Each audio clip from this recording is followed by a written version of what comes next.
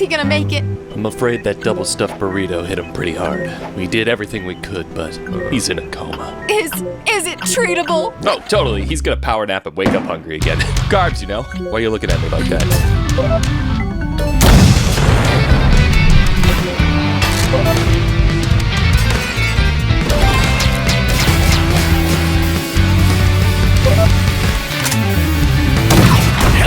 Internet, welcome to Food Theory, the show that eats and thinks more than it probably should. Loyal theorists, I know it might seem like my job is just to sit in front of a screen for a few hours every day, play some video games, make some dad jokes on Twitter and call it a day, but actually, yeah, it's kind of true some days. But then there are other days when I'm running around and working on so many projects that I don't even have time to eat. So by the time the workday's over, I am ravenous, leaving me to suck down food like a hungry Kirby from Planet Popstar. And for any of you who, like me, enjoy a good old-fashioned one of everything from the Wendy's Super Value menu, you know that it's about T-minus 10 minutes to a hard crash after that one. That's right, today we are talking about how to beat the food coma, the post-lunch nap syndrome. And perhaps no food coma is quite as iconic as the post-Thanksgiving dinner nap. Now, growing up, I was always told that the reason we get so incurably sleepy after a few plates of roast turkey on Thanksgiving is that it's high in tryptophan, and tryptophan makes you sleepy. Pretty straightforward,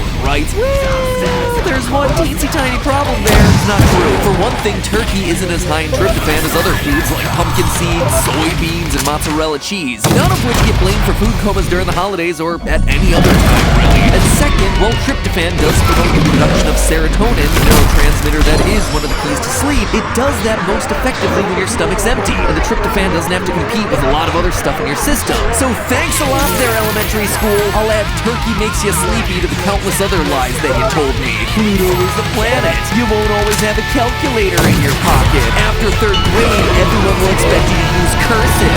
Seriously, tryptophan is the big bad wolf behind food comas. What can we trust from elementary school? Was it all a lie? Is mitochondria even the powerhouse of the cell anymore? Folks, today Food Theory is digging into the body chemistry behind the good old post-pizza pass-out, because if we can understand why food comas actually occur, then we can optimize our eating habits in order to avoid them. So loosen up those belts a notch or two, theorists, because today we're binging on the science of food comas. If we want to defeat the mighty food coma, which is known to the nerdiest of nerds as postprandial somnolence, we first have to understand why it occurs. And that means going into the chemistry of our digestive system and how it affects the brain. When food hits our stomachs, the body responds by producing a cocktail of chemicals and hormones that tell the rest of our body how to react. One of those types of hormones, known as enterogastrone, tells the body how to regulate blood flow. And so when a big brick of fatty, sugary, or protein-heavy food hits us in the gut, more blood is diverted from other tissues and sent to the stomach to deal with sorting nutrients and aiding digestion. The ultimate result of enterogastrone production is sleepiness. See, when our stomachs break down food, one of the main substances that our bodies use is glucose, the simple sugar. As glucose hits the bloodstream, we see two major effects. One, the body releases insulin, which tells the body where to store the sugar that we just produced from the food we eat. And two, while insulin helps our bodies process a number of the amino acids that it got from the food that we've eaten, one amino acid that it doesn't regulate is that old pal tryptophan. With a higher concentration than normal tryptophan in the bloodstream, more of it can get through the blood-brain barrier and cause our brains to produce serotonin, which is then converted to the hormone melatonin. So while tryptophan is indeed a link in this chain of events, it really shouldn't be the one receiving top billing for making us sleepy after meals. I mean, let's give credit where credit's due. It's enterogastrone that gets the whole snooze fest started, and it's melatonin that ultimately does the dirty work. See, melatonin is the number one chemical in our brains that regulates sleep, and you can even take it as a supplement if you say you can't fall asleep because you fell down a Wikipedia rabbit hole, and before you know it, it's 3 a.m. and you're wide awake, and you suddenly know a lot more about the Emu Wars when Australia unsuccessfully dispatched its military to reduce the population growth of wild emus. This is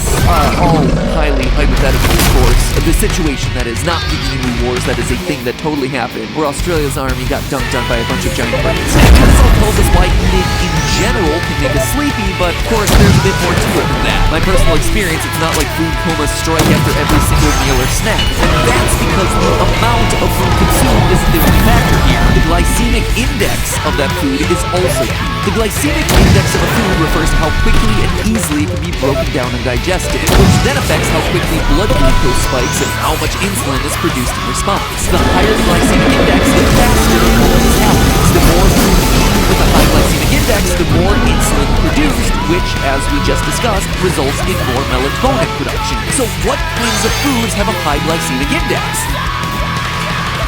If you're living with severe alopecia areata, it's time to grow out.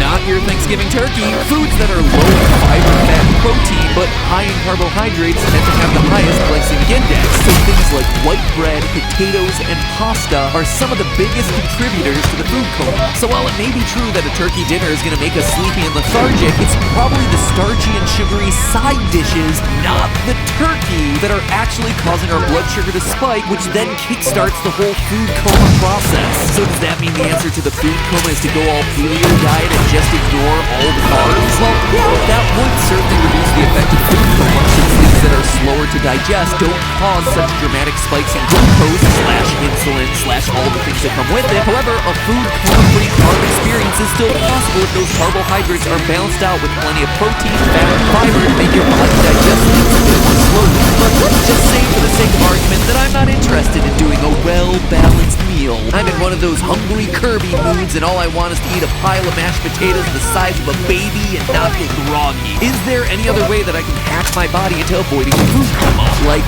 say, caffeine? Because we all know that I have a borderline inappropriate relationship with Diet Coke. Well, the short answer is yes. Caffeine could potentially counteract the effects of a food coma. It just needs to be timed right. See, caffeine messes with some of the chemistry in our brains, particularly a molecule that's instrumental in causing sleepiness called adenosine. If you remember your AP biology, adenosine is a chemical that provides us with energy. And if my memory serves, a lot of adenosine triphosphate is produced by the electron transport chain. I gotta admit, I have no idea what any of that means now without me looking it up and refreshing myself on the information. Because go figure, it turns out that not just elementary school makes us focus on things that we will absolutely never need to know later on in life. But I digress. Now, this gets a little technical, but adenosine fits into both A1 and A2A receptors in our brains. A1 receptors are associated with sleepiness, and A2A receptors are associated with preventing the release of dopamine, the neurotransmitter we associate with feelings of pleasure that generally make us feel pretty awesome.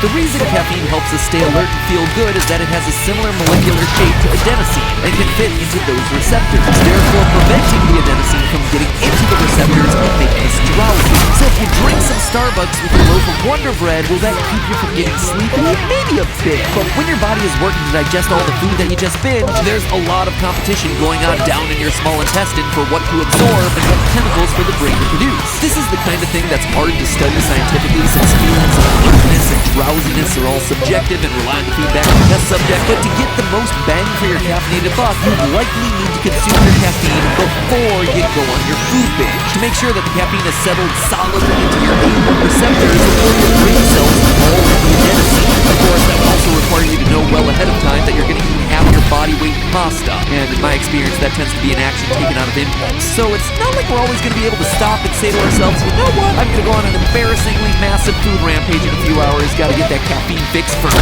So long story short, if you want to avoid food comas, it's not tryptophan that you have to worry about. Instead, focus on eating balanced meals and limiting foods with high glycemic index. And you might have some luck preventing a food coma with a caffeine boost as long as you do it first before you feast. Oh, and don't forget to drop the term postprandial somnolence to your friends. Sure, you're gonna sound super pretentious, but more importantly, you're gonna be super right. After all, it's not like you could ever eat in such a way to put yourself into an actual coma, right? Well, this is the last point of clarification that I want to make before we leave today. A literal food coma is technically possible, particularly for people who are diabetic. See, diabetes interferes with the body's ability to process insulin properly. And as we discussed from earlier this video, insulin has a pretty major part to play in how our bodies react to the food that we eat. When insulin is unable to direct the glucose we produce into the body's tissues, that glucose remains in the blood. And if the levels of glucose in a person's blood get very high, and I do mean very, very high, because this is by no means a common occurrence, they can suffer from hyperglycemic hyperosmolar syndrome, or HHS. This is an extreme condition that requires astronomically high blood sugar coupled with dehydration, and it almost always comes along with another medical reason for the person being dehydrated already, but enough food with a high enough glycemic index could contribute to HHS, which results in in diabetic coma between 25 and 50% of the time. I'm not trying to make light of how serious diabetes is for anyone who suffers with it, because it is a serious medical condition that affects millions, but the fact remains that this is the extremely rare case when food could literally put you into an actual coma. For most people though, the non-life-threatening version of the food coma can be avoided if you just make sure you don't load up on the simple carbohydrates. Of course, that's easier said than done. Am I right, Oprah? I love bread. But hey, that's just a theory. A food theory. Bon appetit. Thanks for chowing down on this episode, theorists. Now who's up for seconds? If you made it all the way to the end card, you're obviously a discerning theorist who appreciates our biology-focused episodes, so you should check out our video on aphrodisiacs. Are there foods that are scientifically proven to make you fall in love? Or are love potions just a myth? Never fear, because food theory is on the case. That button is on screen right now, just wait for you to click. Also on screen right now, that subscribe button. Smack it before you go to make sure that you ingest some quality food theorist content each and every week, and I'll see you all in the next video. Dell AI Factory with NVIDIA. Because your ideas flourish and come to life faster. Your needs are anticipated and met in real time. And your business always keeps moving forward. For your route, you'll want stronger brakes.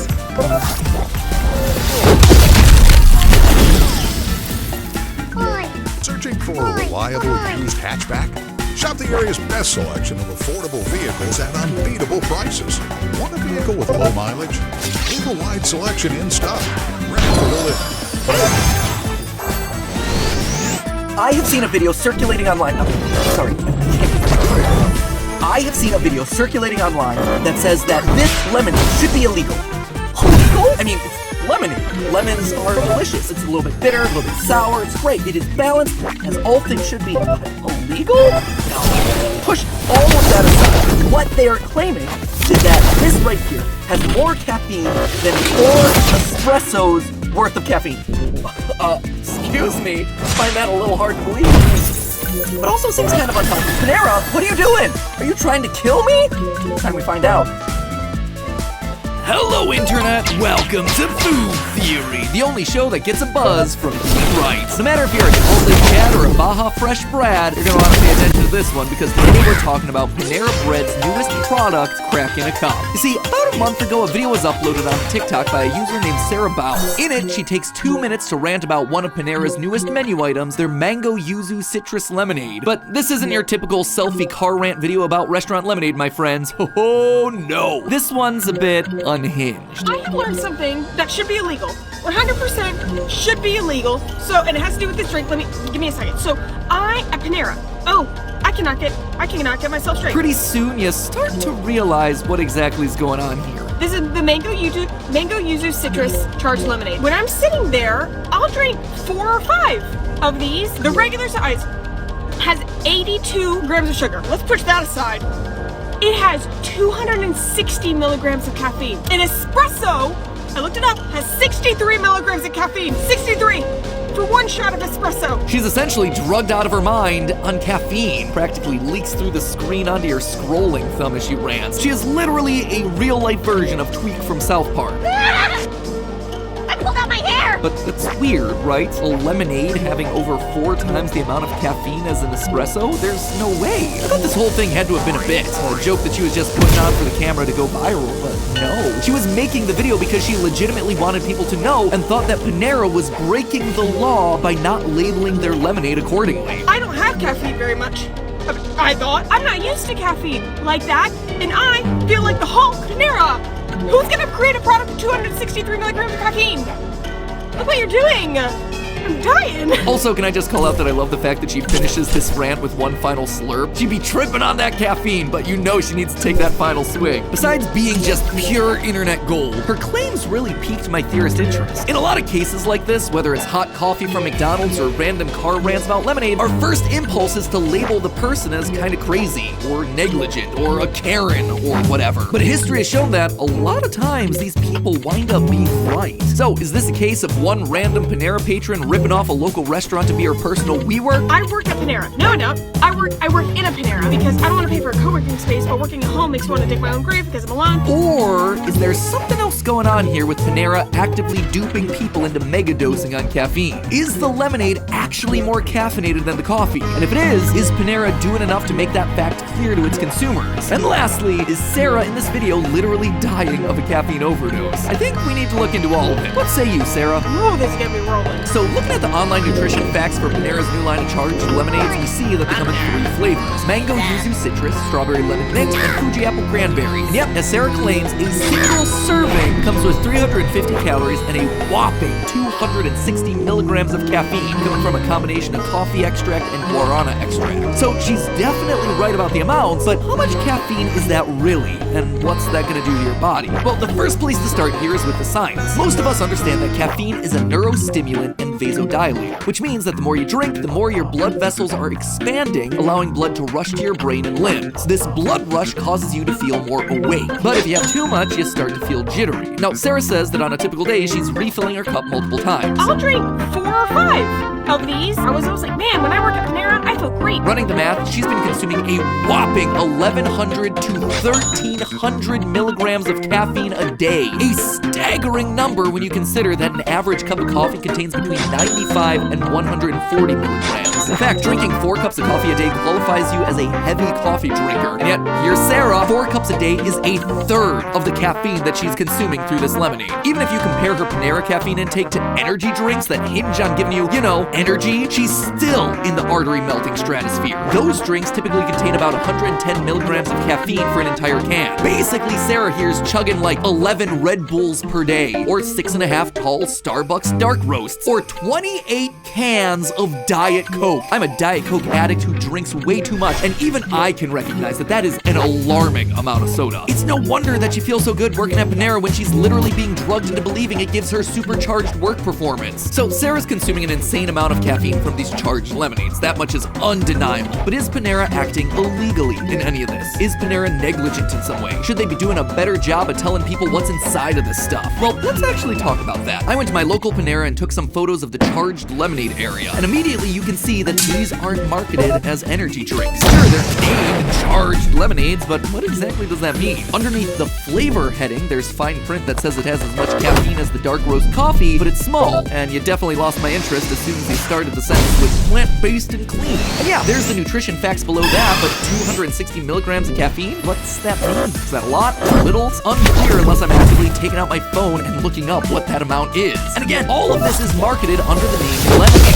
Not a drink that you normally associated with being infused with so much caffeine that it pops your eyeballs out of your skull. So the labeling could certainly be doing a lot more to communicate that this stuff is the caffeine equivalent of jet fuel, but it's actually the placement of the lemonade that's even more sus. These lemonades are located right next to the soda fountain, not the coffee stand. Sure, soda has caffeine, but not nearly to the level of these lemonades. And perhaps most damning of all, this is historically where the normal, non-caffeinated lemonades have sat for years in the restaurant. I know, because I go to Panera all the time, and I always like trying the new lemonades and teas that sit there. In fact, just like Sarah, before I ever saw her video, I too noticed the new flavors and tried them on a recent visit, thinking that they were just regular lemonades and teas, because it's always been just regular tea and lemonade in that area. Granted, my mind didn't melt through my ears because they always tend to have way too many empty calories and sugar for my taste, so I wasn't chugging like 5 cups of the stuff, but still, I am anecdotal proof that the labeling doesn't make it clear what these things actually are. Overall, there's just something fishy about all of this. Like, why are they hiding the fact that these are caffeinated in some sort of tiny print? Panera, who's gonna create a product with 263 milligrams of caffeine? Who's gonna do that, you ask? Well, gonna be a company that wants to make sure that you feel great, awake, and energized after every trip to Panera, even if you don't quite understand why. Caffeine does have addictive properties after all, and can lead people to developing a dependence. And people on caffeine are more likely to make impulsive decisions, like buying more stuff from Panera. This also isn't the first time a company has done something like this either. Starbucks Refreshers, probably the main competitor to these lemonades, have come under fire recently for how much caffeine is hidden inside a product that's largely aimed at kids on social media. I mean, when you look at the fun colors and the overall marketing, it's hard to deny who these drinks are made for. This is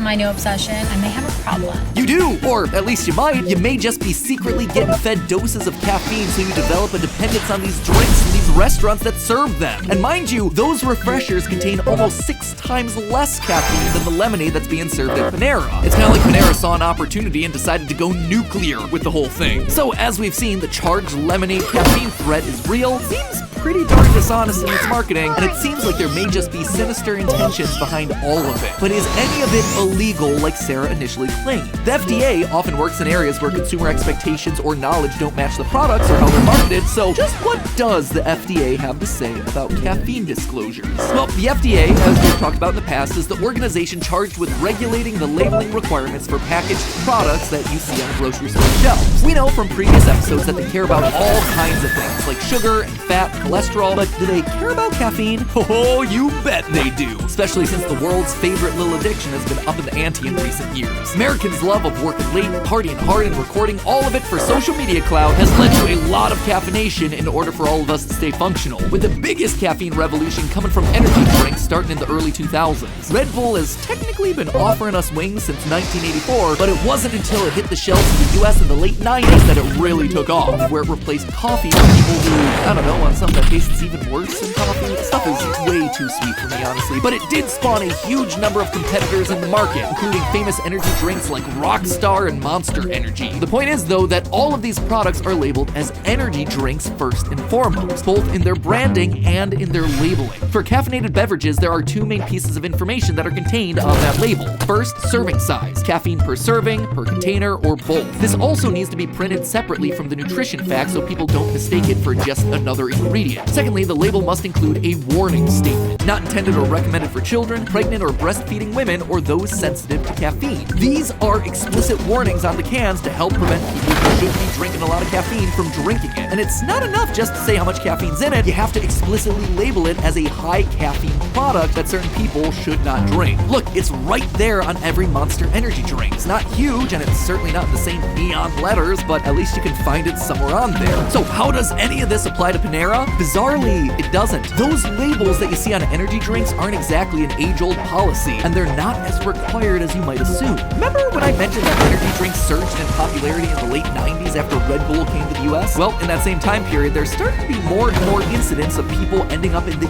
ER from, you guessed it, caffeine overdose side effects. And I don't mean side effects like, oh, I had too much caffeine and energetically danced my way off a cliff. I mean seizures, liver and kidney injury, heart failure, psychotic symptoms. From 2005 to 2011, ER visits related to caffeine side effects increased tenfold, according to the Journal of Caffeine Research from 2013. Was it all just a result of energy drinks? No, there were also companies at the time that were marketing just straight caffeine powder unregulated as a dietary supplement, which, whoa. I mean, I joke about having an IV of Diet Coke strapped permanently into my arm, but even my caffeine addict brain gets behind that one. The FDA didn't take kindly to that one either, and so they cracked down on high caffeine products in 2015 with a warning letter. That's right, not a law, just a strongly worded email. The FDA, for as much as we think of them as this almighty organization smiting food companies down with its ban hammer of government cheese, are actually people who stay out of the issues for as long as they possibly can. Instead of hitting companies over the head with rules that'll likely lead to a lot of litigation, a lot of backlash, and possibly a huge amount of money spent on fighting with said companies, the FDA often opts for more of a come-to-Jesus moment in the form of warning letters, basically telling companies that if they don't get their act together, they're all gonna be in big trouble, mister. So with caffeine-related health issues on the rise and the FDA getting ready to pounce, American caffeine producers got together and decided to shape up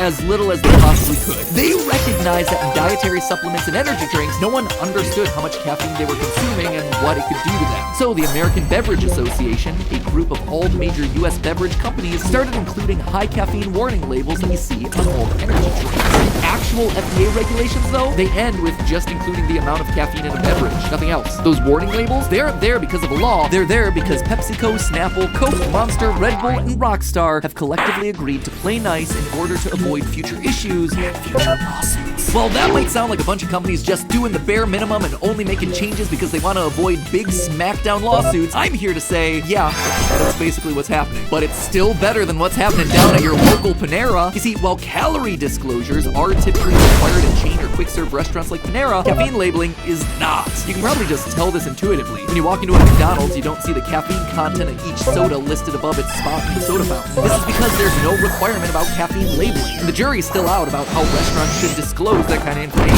There are some cases that have been made recently, especially outside of the US, that in restaurants like McDonald's should be labeled if they contain caffeine, but all that would require is a small label that says contains caffeine, no amounts, no serving sizes, no warnings. This is because more and more companies are sneaking caffeine or energy-boosting products into food. Everything from Kashi granola bars to yogurt, because guess what? After you eat it, you feel inexplicably great. Man, when I work at Panera, I feel great. I feel awesome. I get so much done. And the next time you want to feel that way again, you'll buy it again. You'll eat it again. But if you don't know what's happening, you don't know that actually you're just being manipulated by micro doses of caffeine. As manufacturers are sneaking energy-boosting supplements into their regular products like, I don't know, putting caffeine into a beverage that you would never expect to have caffeine, more and more people are consuming caffeine without being aware of what that actually means. Speaking of not knowing what it means, let's go back to that charged lemonade. I feel like mom code requires me to share this. We're doing that for our overdose season, which is my favorite, but also means we're bopping around a lot. And we are so one of my friends actually...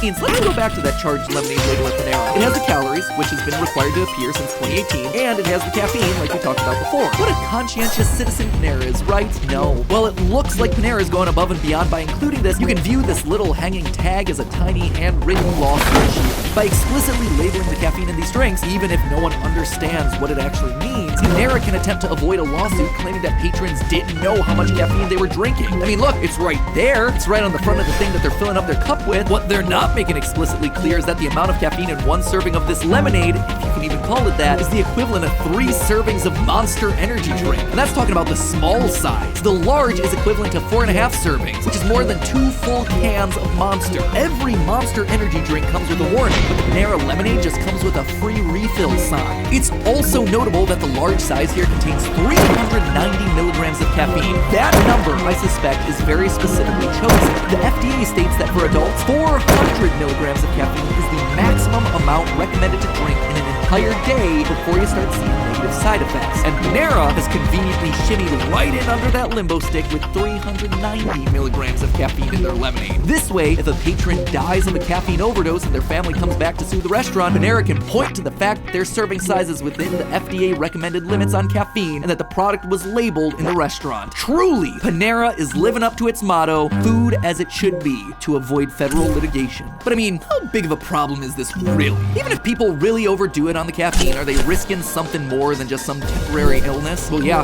actually, very much so. We've already talked about the long history of caffeine side effects going back to the early 2000s, but if 25 years of data isn't enough, let's look at where it becomes life and death. According to the FDA, toxic effects related to caffeine, like seizures, can appear with the consumption of around 1,200 milligrams, the amount that we know Sarah from TikTok is drinking. But that's talking about a full-grown, healthy adult with no medical conditions. And by medical conditions, I'm not just talking about something serious like chronic heart disease, I mean the medical condition of being under 18, being pregnant, having diabetes. I mean, the list goes on. Perfectly healthy, normal people with no existing conditions can literally die of caffeine overdose. In 2011, a 14-year-old girl with a heart condition known as mitral valve prolapse died after consuming 2 Monster energy drinks in 24 hours. That's 480 milligrams of caffeine, the same amount of caffeine that's in just over 1 large Panera lemonade. In another case, a 16-year-old male with no medical conditions died after consuming a McDonald's latte, a Mountain Dew, and an unnamed energy drink in 2 hours, 2 of which wouldn't have been labeled as containing high levels of caffeine. At the end of the day, the public doesn't think of caffeine as a health risk because the vast majority of us still associate it with a couple cups of coffee in the morning, or a bottle of Coke here and there. But the fact is, it's almost everywhere, and there's more of it around than ever before. It's not required that it be labeled, or that restaurants put warnings on products that contain a lot of it, but they should do it anyway, and we as consumers should start demanding it. Whether we want to admit it or not, caffeine is a drug, and it's a drug that's being fed to us more and more without our knowledge. In the meantime, while we're still waiting for better labels and warnings on caffeine, what can we do? Well, here's my contribution. It's a little practical life tip time from Food Theory. So you ready for this one? If you take nothing else away from this episode,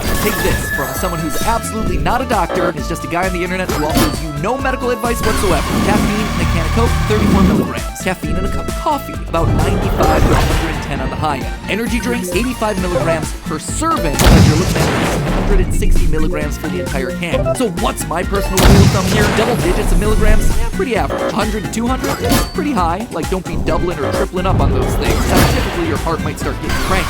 200, 300, back away slowly, my friends, because we're entering into Panera territory. The Panera-tory. And the next time you see some sneaky caffeine working its way into a food product without anyone's knowledge, go ahead, make a car rank video. You'll be doing us all a public service. But hey, that's just a theory. A food theory. Bon appetit.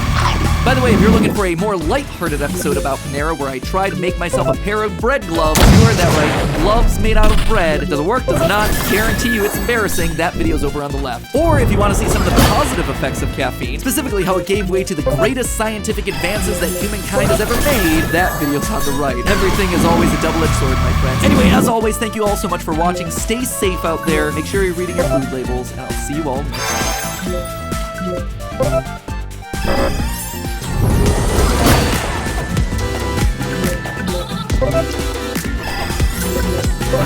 The water in this bottle is 14 times more expensive than the water in this bottle. 14 times. And yet, it's supposedly selling the exact same thing, water. 14 times more expensive, you'd be hoping for like gold leaf to be floating around inside of here or something, but nope, nothing, just plain old water. Clearly, this has got to be some sort of a gimmick, right? Well, that's what I plan to test today. Is the clear, flavorless, and odorless liquid we call water the same no matter whether it's coming from a square bottle or a cylindrical one? And when you spend more on a bottle of water, does that rich water actually taste expensive? Drink it all in, theorists. By the end of today's episode, your thirst for answers shall be quenched.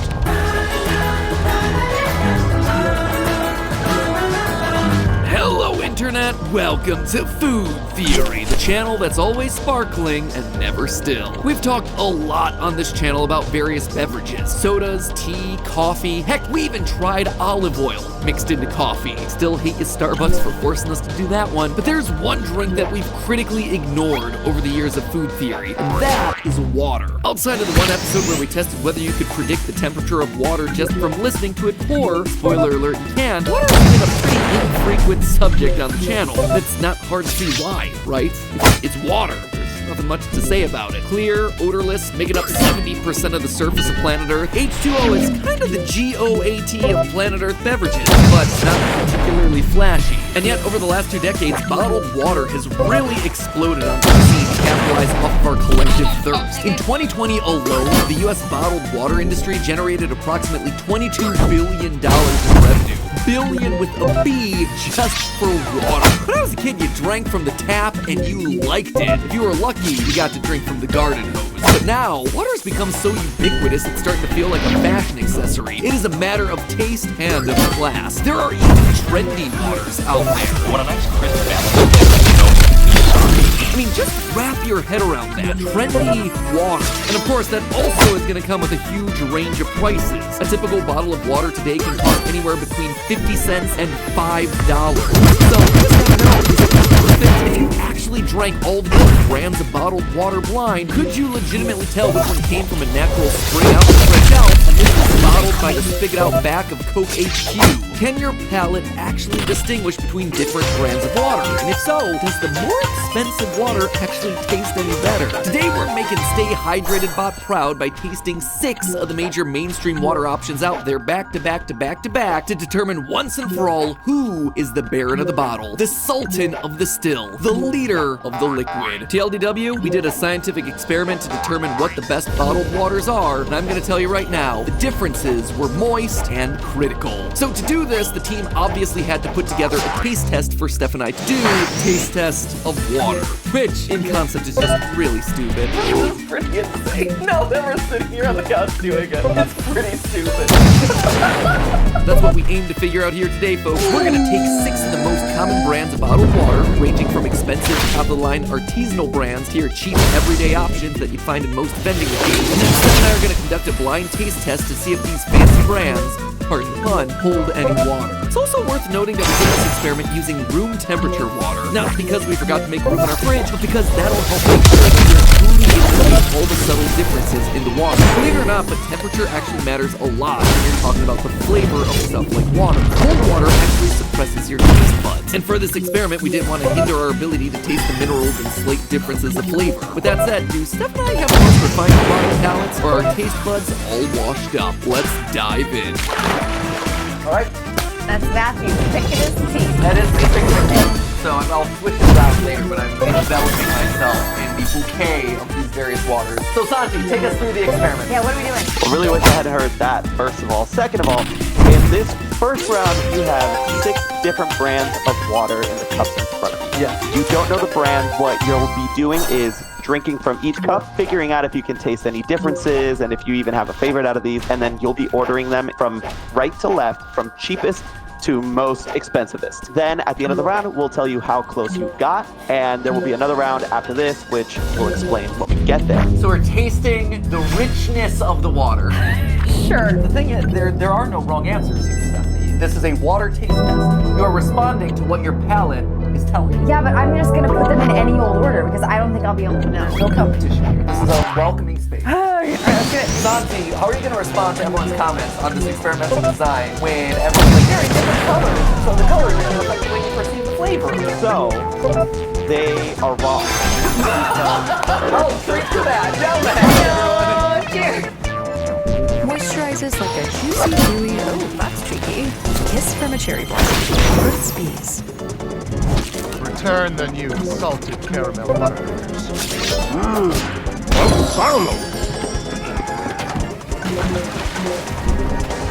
You think they can swim? Well, they're pirates.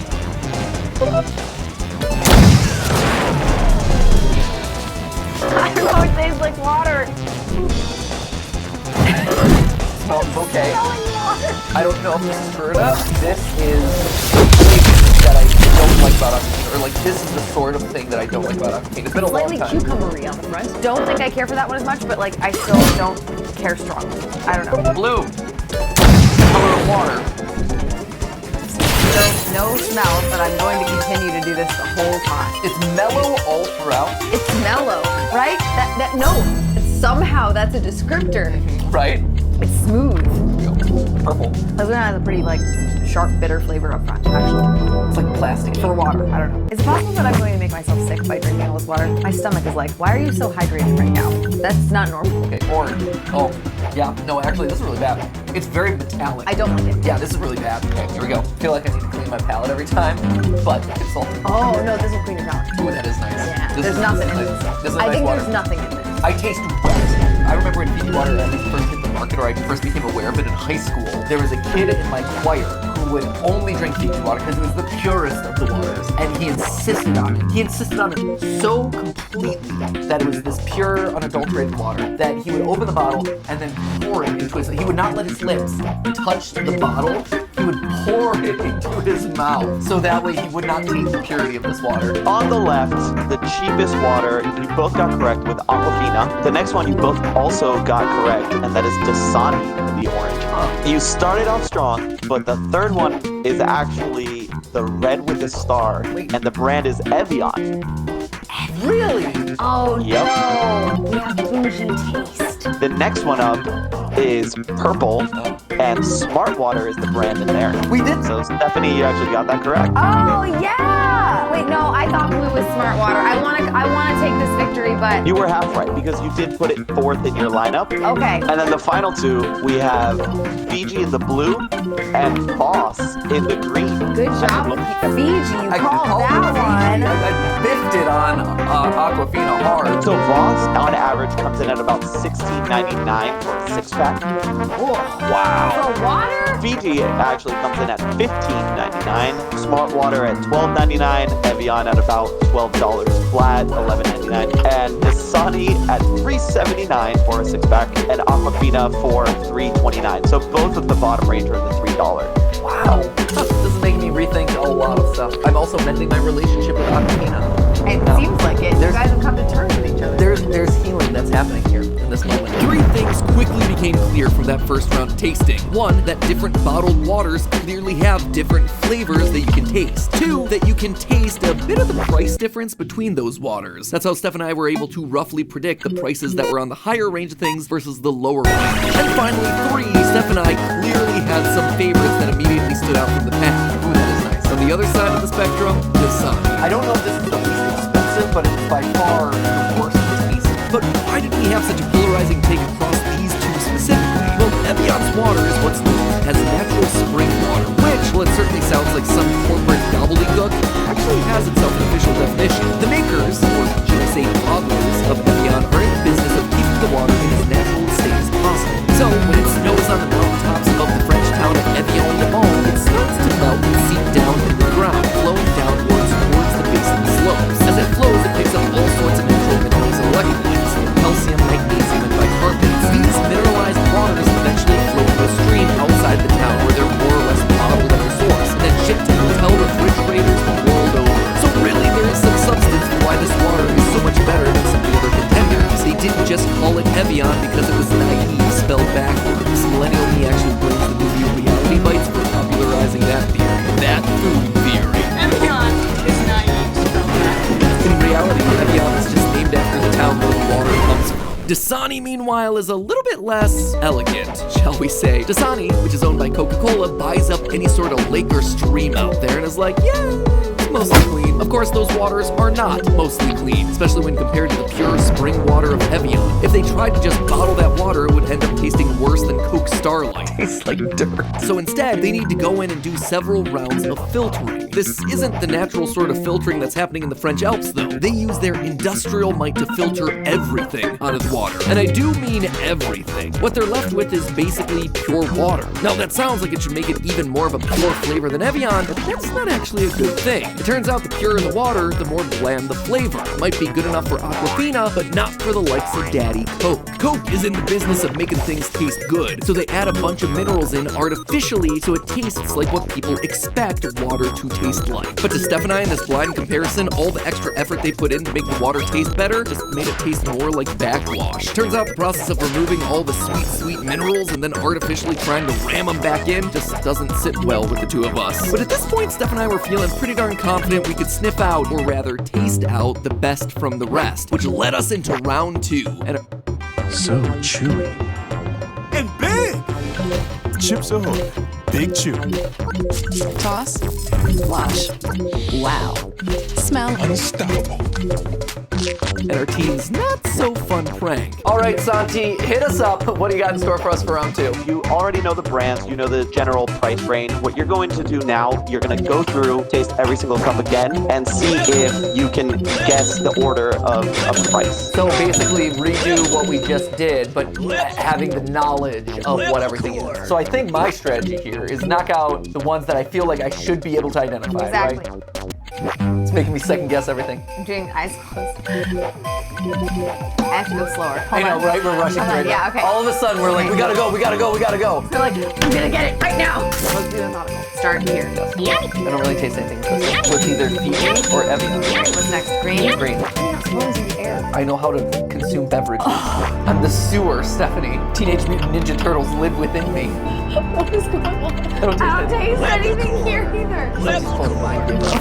They're all the same. They're not the ones. They have to be. The previous experiment, there was distinctive differences. This one does not have that. And also different textures. So, here's where I'm going to cut in and say this was in fact a placebo round. These are all the same water. I like that I'm still drinking them just to prove the point. I didn't say final answer. Revealed every single one of these was Deer Park! Deer Park! A new contender enters the field. Was this in the last round? It was not. That's why I couldn't place any of them. Right? You shysters. Santi thought he was gonna be slick. He was gonna play some mind games, trick us into drinking the same water 6 times. But it's gonna take a lot more than party tricks to pull a prank on the Patricks. But what that showed us was that the flavor differences weren't just happening in our mind. We were actively tasting them on our tongue. So with that little control test out of the way, it was time to move on to our final round. Round number 3, I'm assuming based on the fact that you have exposed the brands to us and that we're presented with another round of 6 cups, we're gonna match, or are we planning to give a match here? So what you're gonna do is, now knowing how each brand kind of tastes, see if that factors into your decision making here. So you'll be tasting every one and try to order them in the correct order. Okay. Yeah, I think this is still Aquafina. You think so? I know you're going off in the bubbles. No, I'm going off of the aftertaste too. Like, Are you? Feel it in your mouth. Metallic-y, minerally. I'm not 100% sold on it, but we'll say yes. I won't lock you in. It's okay. You don't have to commit. Start. Oh, Mango. It's so smooth. it's sweet too. It's like thick water. Yeah. Thick water, like double C thick. Yep. So smooth, so buttery. It's really good. It's really nice. It's really nice. Purple? It's not. Really? I'm not getting a whole lot of flavor. I'm getting a lot of flavor on my tongue. Man, should I have not taken a bite of that sandwich in between takes? I'm gonna tentatively assign this to Smart Water, but I'm not sure yet. Shoot, and meanwhile, I think it's Evian, but also I need to get rid of the flavor on my tongue apparently now. Oh, sorry. Great. Here, drink some water. Oh. It's a front taste, not a back taste? Right, exactly. Which means the back finish is smooth. I'm pretty locked on these 3, right? So Aquafina, the bubbly one with the backhand flavor with like the aftertaste, done. Evian, I think is clearly here in the middle. I think it's the blue one. We're very clear on Fiji. I can do this. I can do this. I'm so confused now. And we have very similar opinions about all these waters, so it makes sense that I think our opinions would line up here as well. This feels like a lot of pressure for something that is so inconsequential. Aquafina, you're both correct. Woo!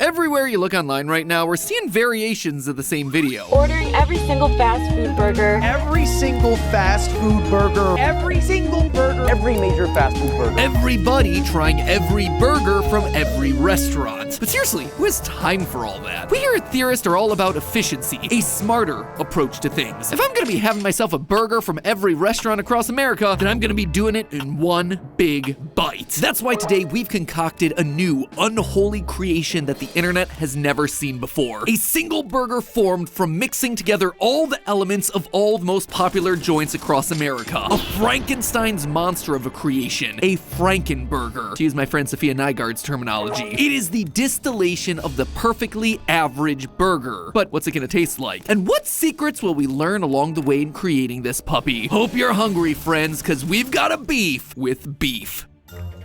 Hello, Internet! Welcome to Food Theory, where today we're serving up a quarter pounder with knowledge. Save the cheese for another day.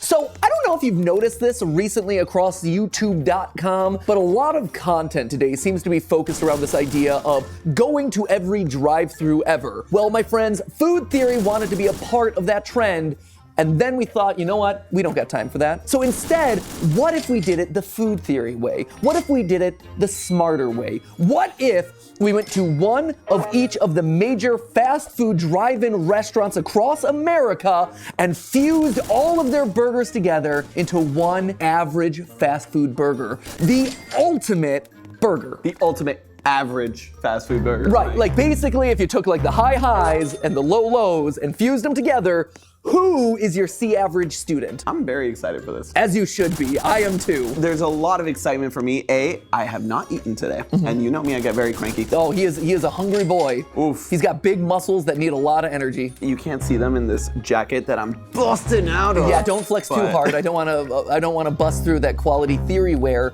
New FNAF merchandise, which is available via the merch shelf down below. Nice plug. Damn, that was smooth. I have practice. So goal 1 here is to just get a general lay of the land and not just identify who's got the best fast food burger, because that's been done to death. Oh no, friends, in true Food Theory style, we are overthinking this to a critical level. Fast food will never be the same. Nor will our stomachs. Let me introduce you to the contenders for today's episode, and then you can point out the ones that you haven't experienced before. So we've got yourself, your mainstream boys. You got your McDonald's, your Burger Kings, your Wendy's. We've got kind of your guys that have really surged onto the scene over the last couple of years, which is Five Guys. You got that ultimate classic, Sonic, fastest thing alive. You've got Hardee's or Carl's Jr., depending on where in the country you are. You've got Culver's, which is another one of those boys that looks like it's kind of surging through the rankings. And lastly, we have our regional favorite, which is Cookout. If we were filming this over on the West Coast, this would have been In-N-Out. Yeah. But because we're filming this one in North Carolina, we thought Cookout was a good example of that. I'm a creature of habit as well. So whenever I do have my cheat day that I have like fast food and I go all out, it's usually McDonald's. And I thought Sonic went bankrupt circa 2005. Wow. And so I'm really excited to try most of these. All right, so the way this is ultimately gonna break down is in 3 separate phases. Phase number 1, what you've seen on YouTube 1,000 times before. We're gonna try all the different burgers and just give our general assessment of the full, complete package. Then for phase 2, we're gonna look under the hood and look at the individual components of each burger. So we're gonna look at the bun, we're gonna look at the patty, we're gonna look at the toppings. Basically deconstructing the burger so we can get an analytical assessment of who's got the best individual elements there. And then finally in phase 3, the monstrosity comes to life. We take all the buns, we take all the patties, we take all the toppings and fuse them together into one beautiful, beastly, disgustingly wonderful burger, the Frankenburger. Probably should have done this on Halloween. So without any further ado, I'm hungry, he's hungry, his muscles need feeding. Let's get to tasting. All right, let's just work our way down the line with a standard and a classic here, the quarter pounder with cheese. Now, Santi, what was the rationale for choosing these particular burgers? So we wanted to make sure to equalize them across the board. So we stuck with one patty. All of these will have onions, pickles, and the condiments that come as is. But because McDonald's has such an iconic sauce in the Big Mac sauce, we will be experiencing that here. Classic, iconic. I'm actually not a quarter pounder with cheese guy. If I'm going to McDonald's, I'm getting a single hamburger with only ketchup and pickle. That's it.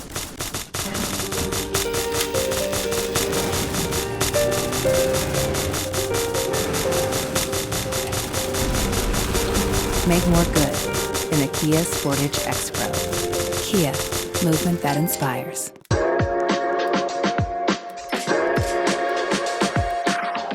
Being a professional. That's it. Oh, we can't be friends. So this is really interesting. Usually when I'm eating burgers, I don't get the onions on them because the onion dominates the flavor of the burger. Yeah, I'm getting onion, I'm getting the Thousand Island. Everything else is kind of getting lost in the sauce. Funny enough, as it is, Big Mac sauce does not have Thousand Island in it. Get out of here! So the thing that most people think is Thousand Island comes from the white wine vinegar that they put in and the pickle juice. Wait, so what is McDonald's special sauce? They're gonna come after me for this. It is mayonnaise, yellow mustard. You can get fancy with the mustard, but keep it to yellow mustard, white wine vinegar, paprika, garlic powder, onion powder, pickle juice, and relish. And what you wanna do is really finely dice onion, mix it all in there. There you go, you got a Big Mac sauce. How do you know that? Because I make my own Big Mac sauce. That's awesome. Yeah, it's one of those things. People think that ketchup goes into it, but it doesn't. The red hue comes from the paprika. So if you ever see out there someone saying, oh, I got a Big Mac recipe, and they bust out the ketchup, they're wrong. Next up is the Whopper. There's no onion on this guy. It's in the in the mayo. It's kind of hidden in there. Oh, interesting. So because of the mayo, I actually don't get the onion on this in the same way that I got the onion on the quarter pounder. And it's funny because all I get is mayo. I feel the crunch of the pickle and the flavor of the meat, which I will say I do like. I would agree. The mayo dominates the entire flavor of this, as well as that flame grilled flavoring that you get that is iconic at Burger King. It is an actual seasoning or some additive that's added into this to make it taste flame grilled. So we've been dunking quite a bit on Burger King over the last couple of episodes, and this one is no exception. Santi and I both remembered having heard at some point in our lives that the flame grilling flavor of a Burger King burger is actually an artificial seasoning added onto it after the fact. But we did some research and we actually found that the flame grill taste actually does come from real flame grilling. Statements from previous employees do verify that they take the frozen patties and cook them over a flame grill. Burger King even did a whole ad campaign to tell people that there isn't some sort of secret to their iconic taste. It is truly just real fire. So this time, I guess we owe Burger King an apology. It is the only time that I'll ever offer that creepy face an apology. It's the stuff of nightmares. Wendy's! Excited for the square patty. Yeah, the flavor is off the bun, my friend. I probably shouldn't keep handing them to you. I'm sure you don't want my hands all up in your business. I love it. You can have... Never mind. Okay, let's move on. See? Oh my God. This is by far the least flavorful, the lowest quality bun, and overall just kind of like, yeah, I don't love it. All right, next up, Five Guys. Now this one is a bit of an outlier because this is the only one not available through a drive-thru, right? All the other guys here or like you could run through a drive-thru and get it really easily. Five Guys is more of a fast casual, but because it surged on a lot of people's lists recently, because it was on our healthiest fast food burger that we did a couple weeks ago, felt like it should be included here. You remember Five Guys when they were just starting out? Yeah. Kind of. And maybe not just starting out, but just starting to hit the scene. I went there once and never went back there again because of how they served their fries. Dump it in the bag. Wait, you never went there again because of that? Yeah. What is wrong? Because it was grease. They gave you a bag full of fries and grease at the bottom where the burger was like wrapped. So by the time you get to the burger, your hands are disgustingly greasy. The fries are just all over and there's this bag of grease. It's a bag of grease. Oh my gosh, that's the best part of Five Guys is the baglers. 1 hour later. And so you get like triple the amount of fries that you paid for as a bonus. It's so exciting. Like I look inside the bag and I'm like, wow, look at how many fries I've gotten that I didn't pay for. No. It's like free fries. I need a fry receptacle. I can't just have them free in the bag with no worries. No. I want them worried in a little cardboard thing. Agree to disagree, I guess, here. It is so much more flavorful and so much more explosive in your mouth compared to anything else. And even though there's mayo and onion on here, I feel there's a lot better balance of those flavors than any of the burgers that we've had so far. Yeah, this is cool. I like that. Well done. All right, now into the back half. And this is the territory where Santi's not familiar, so this is pretty exciting. Right here we got Sonic. Huh. That's really interesting. That pickle. That's all I'm getting. There's like nothing here. Same flavor combination as all the other guys, but I'm not getting a whole lot of flavor at all, period.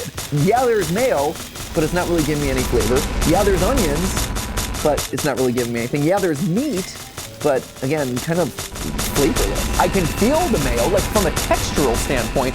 I know it's there. I feel the creaminess that it's delivering to the burger, but when it comes to flavor, there's just no flavor here. No.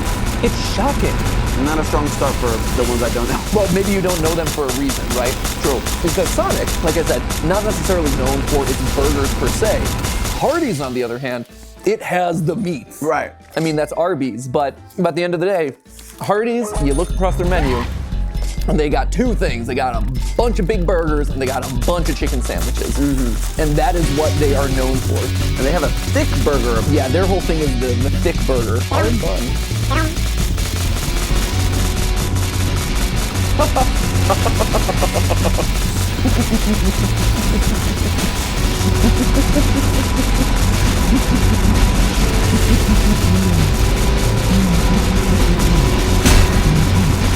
lot of the other guys leave the wood away and then they make you pay for it. One of the things we do when it's done being cooked is pack down the juice to start out with. We may take a long way, but I think taking long way is what makes them different.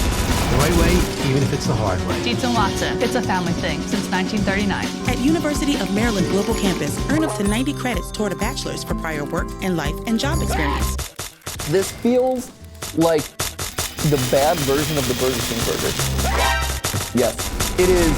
It has the same like flame grilled style that it's going for, but 1,000 times less good. Santi and I both picked up on this flavor profile, and it turns out that it's largely thanks to the so-called charcoal-broiled cooking that Hardee's does with their patties. A process similar to the flame grilling of Burger King, but using char rock broilers. Essentially, with these broilers, you can put charcoal or lava rocks underneath to enhance the cooking and flavor of the burger. As fat from the patty drips onto the rocks, the smoke that rises back up should be rich in flavor, getting infused into the meat. But considering Hardee's is probably trying to remain as cost-efficient as possible with their process, the charcoal that they're using might not be the highest quality or might be used a little bit past its prime, thereby giving the patties here the unfortunate flavor that we witnessed. Charbroiled thick burger, more like charbroiled ick burger. I'll get better at these, I swear. So already you can see like this guy is definitely hanging off the bun with its flavor. I'm getting actual flavor from the meat. Whoa! Shocking! Everyone at this point, I can actually taste the burger and it tastes like meat. This feels like something that I cooked on the grill, that I slapped onto a bun, and I can taste the actual like realness of the meat, the cook of the meat. Like that's cool. And last but certainly not least is the local favorite cookout. I like onion, I don't like it that much. It is a lot of onion. This is the first burger outside of the like charbroil and out of the charbroiled and flame grilled that the meat itself is well seasoned. And you don't find that a lot with fast food burgers just because they just make them, sear them, and that's it. And they rely on the condiments and the other toppings. But this meat is actually well seasoned. And that makes it much more enjoyable. It makes it seem much more homemade than all the other ones. I tend not to get a whole lot of burgers from Cookout. This, though, has changed my mind. I might be dipping into burgers more often, though, because this is solid. I like this. All right, so with our first wave of taste tests down, we got 8 burgers. Give me your ranking. As someone who has never tasted any of these before. Okay, well, easy dead last place, Hardee's. Wow. Sonic, I will put, second to last. I'm gonna put Wendy's in that spot. So this is where it gets a little bit harder. Sure. I think Culver's will have to go here with Burger King. These were kind of middle of the road. I did like Burger King more than I remembered. Yep. So I think I'm going to put Five Guys. Yeah.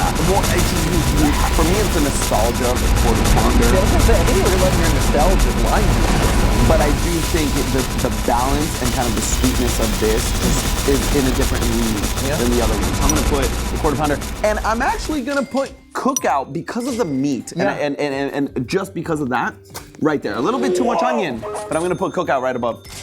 Wow. Yeah. That is wild. Congratulations to Cookout as the hometown hero. Right? So, yeah, I think this is the ranking I feel most comfortable with. I feel sad about McDonald's. I don't think you have to feel sad about McDonald's at all. I think they're doing just fine. I feel like I betrayed them. It's all right. You know what? Way to support a hometown hero. Yeah. You know, the local upstart. I gotta say, though, In-N-Out, that has nothing on In-N-Out. I know I'm that guy. Oh, he's being one of those California guys who stands In-N-Out way too hard. It's the truth. It's fine. The burgers are decent, the fries are terrible. That is not true. That is so definitively true. No. The fries let down that entire restaurant. The thing about In-N-Out is you have to get the fries well done. The fact that No. The fact that you're already saying that I have to do something special with the fries to make them palatable is not okay. It should not be on me as the consumer to make your product better. But that's the entire point of the place. You gotta find your customization for your burger. You gotta find your customization for your fries. You like them well done, extra toasty, salted, no salt. You gotta do all of that. And that's the great thing about In-N-Out.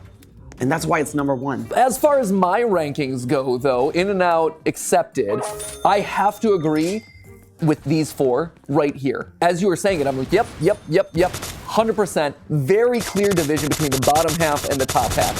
For the top, I will say, for me, McDonald's, very solid, standard burger. When I want a burger, though, I want it to be umami flavored. I don't want a whole lot of sweetness. So I feel like McDonald's safe middle option. As I said when I was ranking it, that flame broiled flavoring that they put on there, I like that better. So I'd always opt for a Burger King if they were just a little bit faster. And then between Cookout and Five Guys, really like the Cookout. Stood out to me a lot more than I expected it to, but a little bit too much onion, and the condiments weren't really mixing in as well as I would have liked, which means that Five Guys, the definitive number 1 for my rankings. I ain't mad at it. But again, I love the fact that we both agree there's a very strong division between the bottom 4 and the top 4. And let's see if that holds true when we pick them apart. I look at this table and it makes me so happy because this is what I've envisioned for this episode. Anyone can do a fast food taste test and rank their burgers. Not everyone is gonna break it down by the component and tell you which is best based on each individual ingredient. This is type A to the max, which satisfies my little control-ridden heart so much. So, since we've already tasted all these, we can speed through most of it, I feel like. But, because we also have to do this like 4 times around the block. But I think the best way to do this, and correct me if I'm wrong, but I think the best way to do this is to tackle each individual component down the line, one at a time, so we get back to back to back to back to back. Yeah, I'm fully agreed. Sam. Yeah. Did you write it as Wendy's nuts? I did. You did. You did get them. Thank you. Thank you for that. I'm glad our team is so professional at all the time. That is bread. How to Train Your Dragon delivers on every level. Say.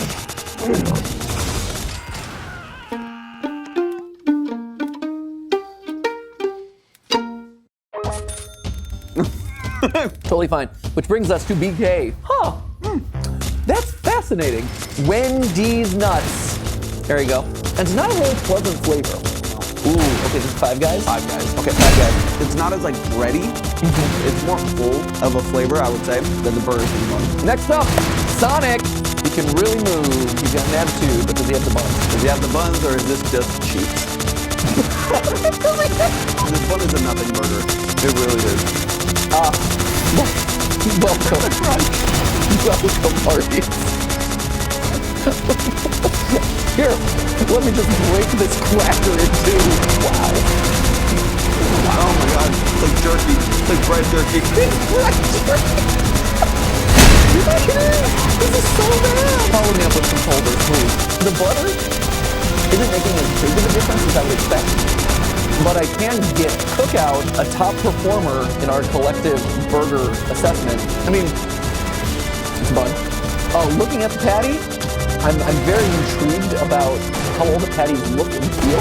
Yeah, it's really weird, but it tastes very like pickly, like it's been brined. All right, let's go into BK. Good patty. It's a good patty. Next up, Wendy's. Depending on how unseasoned this is. There's nothing on this. No. Okay, next up, Five Guys. Okay. It's a better version of Wendy's. Yes. It is better seasoned. I can taste that meat. Sonic. Is that cow? No. No. No, it's not. It's gamey. It's gamey. That is not. It's not beef? It's not beef? No. That is weird, man. It is so fundamentally different from everything else. This one was a surprise, to say the least. Thanks to Sam behind the camera and his lightning fingers, we figured out that since 2018, Sonic's been implementing mushrooms into their beef blend. Sonic says that this move was to increase the flavor of the patty, mixing the umami of the mushrooms with the umami of the beef. They also said that this was to remain more eco-friendly, since using less beef would lead to less cows and overall less greenhouse gas production. Is that true, or is it just a bunch of marketing spin to cover up a cheaper patty? Probably the latter, but without knowing their actual production pipeline and costs associated with that, you can't really make the judgment call. Regardless, this blend gave the patty an overall gaminess that was not our favorite. So we've done the major components of the burger so far. We've done the patties, we've done the buns. Now I think we just do collectively the toppings, right? Pickles and condiments and onions. Let's do it. All in one fell swoop. So without any further ado, let's start with the McDonald's, which has the smooth pickle. It is so sweet. The pickles are not that like briny flavor that you expect a pickle. It is sweet. BK. Whoa. Yeah. That is so weird. Is that so salty? It is unbelievably salty. Wendy's. I like the onion, which is mild. It's so mild. Onion here. Kind of a middle ground between the Wendy's and the McDonald's. Sonic. The unexpected child of this very young pickle. Yep. You can taste the meaning of that pickle. Oh yeah, it's figuring itself out. It's not a phase, Mom, it's a lifestyle. Woo! With all of that out of the way, we now have the best and worst of all your fast food burgers. We have our top contenders when combined. We have your best individual elements across the board, hands down. We've solved it. But what if we merge them all into one? What if we took all 8 of these restaurants, fuse them together Super Saiyan style to create one massive mega burger that represented them all? The Lord above all burgers, but actually just like mid-tier burger, because again, you're taking an average of everything. The median burger, that's what we've got. Santi, are you ready? I wish I could say I was, but I have to be. It's time. It's time to make a friend. Oh wait, did you do the Dragon Ball? I did. Oh, did. What do you say? Dragon Ball? Yeah. Oh man. It's hard to find. Hey, we did it. I don't know if kids get that anymore. I'm sure it's I love these old school. Frankenburger, final taste test.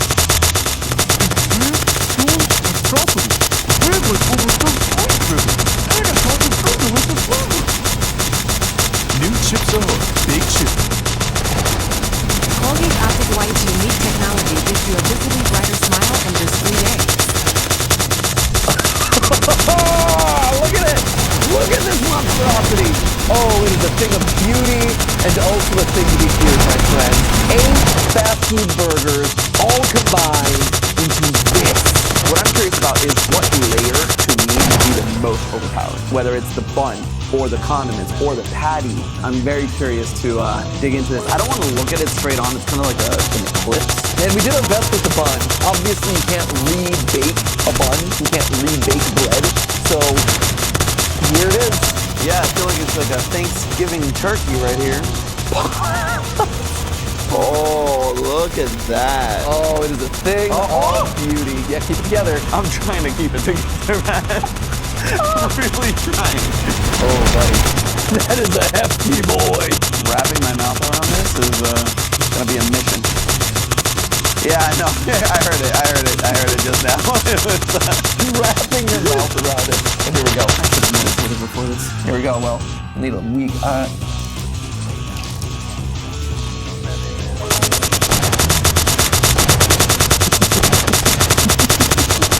bear with me. Somehow, it got so much sweeter.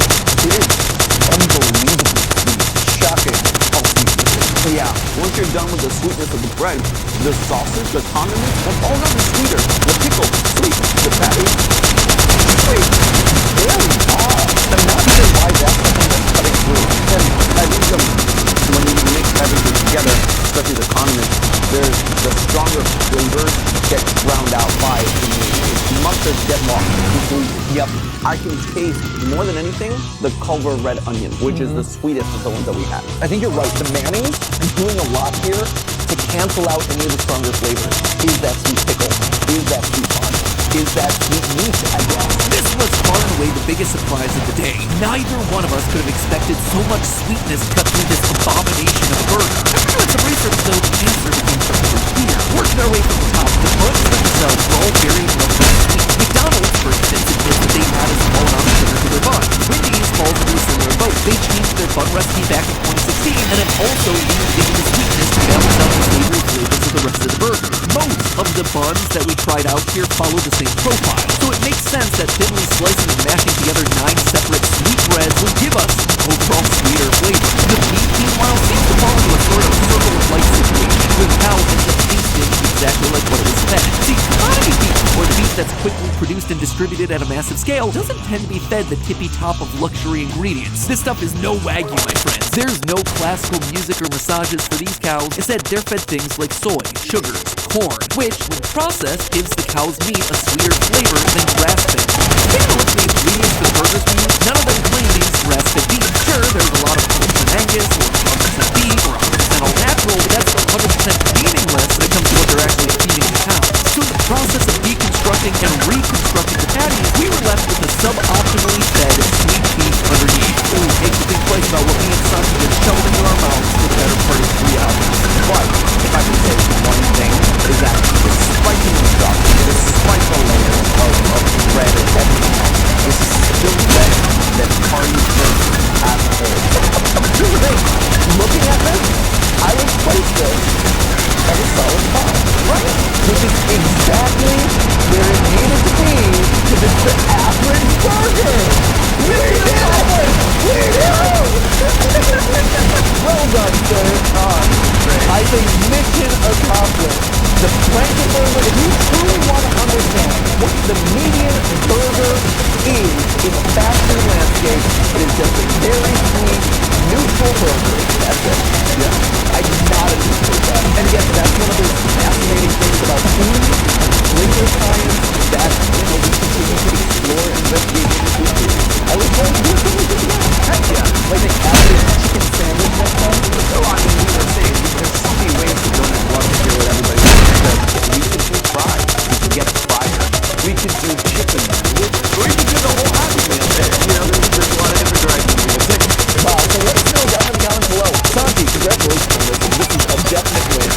This has been a joy to go on this little ride with you. So, in the meantime, my friends, remember, it's a theory. A food theory. Speaking of mixing and blending products into something great, I wanted to thank our sponsor for Today's video, Opera. This isn't just an ungodly mishmash of questionable flame-broiled seasoning and mushroom patties. Opera is a browser that has it all in a sleek, modern, and dynamic interface. It's faster and safer than default browsers. It's also fully featured for privacy and security. That way you feel safe no matter what you're doing online, whether it's looking up where the nearest dozen burger joints are or searching the best ways to recombobulate meat. And trust me, you're gonna want your built-in ad blocker for those searches. The thing that I love most though is Opera's Tab Island feature. I'm not exaggerating when I say that I will easily rack up dozens of different tabs when I'm researching, whether it's the must-have burgers or optimizing pickup routes so that my road fries don't become too cold. The Tab Islands feature allows me to arrange different tabs into organized groups so I don't have to frantically click through one by one to find the current script that I was last working on. And as I open similar tabs, they all get grouped together automatically, so I can just keep flowing without having to worry about organizing it as I go. And honestly, that's what's so cool about Opera. It's all about making it fit your individual workflow and your individual online needs. So the modular design that adapts as I add features or open tabs, it's a perfect fit for the way that I'm using it. Aria, the native AI, it's just the perfect bun on top of this juicy patty of a browser. With it, you can find clear answers instantly. And since it's connected to the web, you can get real-time information in just a few clicks. I gotta be honest, this browser is life-changing and time-saving for any theorists out there. So if you want your browser to be as fast as your food, make sure to use my link below to download Opera today. Once again, thank you to Opera for sponsoring this video, and honestly for making the research for these episodes go a lot easier and a lot smoother. And as always, I'll see you all next week. John Cena. Snackdown. Dr. Upstick. Snackdown. Another day, another drumstick. She takes the time to understand his unique personality. What was once a stressful experience has turned into moments of calmness and trust. Knowing that you're able to make them feel better, it warms my heart.